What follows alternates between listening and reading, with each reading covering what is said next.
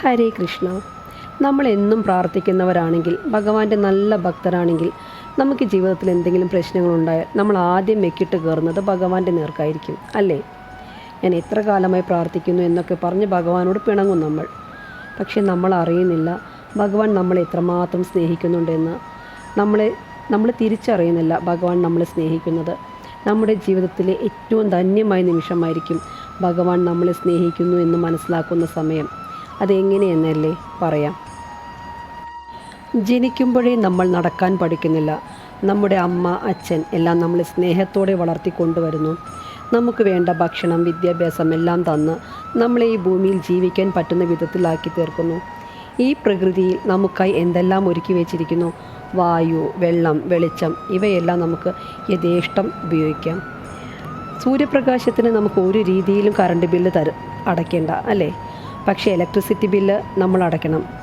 എന്നാൽ ഭഗവാൻ തരുന്ന സൂര്യവെളിച്ചത്തിന് 5 പൈസ നമ്മൾ അടയ്ക്കേണ്ട.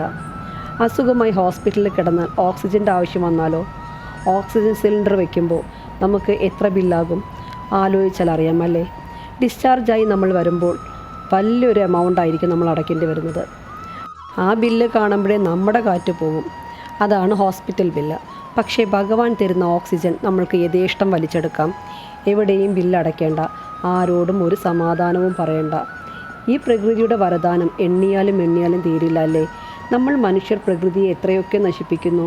പുഴകളും നദികളും എല്ലാം മാലിന്യം കൊണ്ട് എല്ലാം നശിപ്പിക്കുന്നു. പിന്നെ മരങ്ങളെല്ലാം വെട്ടിമുറിച്ച് അങ്ങനെയും നമ്മൾ പീഡിപ്പിക്കുന്നു. മനുഷ്യർ ചെയ്യുന്ന ഈ ക്രൂരതയ്ക്ക് പകരം പ്രകൃതി നമ്മളോട് തിരിച്ചടിച്ചാലോ? താങ്ങാൻ പറ്റുമോ മനുഷ്യർക്ക്? ഉദിക്കുന്ന സൂര്യൻ ഒന്നുകൂടെ ശക്തി കൂട്ടിയാൽ നമ്മൾ തീർന്നു. ഇപ്പോൾ തന്നെ ചൂട് സഹിക്കാൻ വയ്യല്ലേ? അതേപോലെ മഴ കുറച്ച് ദിവസം അടുപ്പിച്ച് പെയ്താലോ എന്തായിരിക്കും നമ്മുടെ അവസ്ഥ? ഓക്സിജൻ്റെ അളവ് കുറച്ചൊന്ന് കുറഞ്ഞാലോ എന്തായിരിക്കും നമ്മളെ വെപ്രാളം, അല്ലേ? ഇതെല്ലാം യഥേഷ്ടം കിട്ടുന്ന നമ്മൾ മനസ്സിലാക്കുന്നില്ല ഭഗവാൻ എത്ര കാരുണ്യവാനാണെന്ന്. ഭഗവാൻ നമ്മളെ എത്രമാത്രം സ്നേഹിക്കുന്നുണ്ടെന്ന് നമുക്കിതെന്നൊക്കെ മനസ്സിലാക്കാം.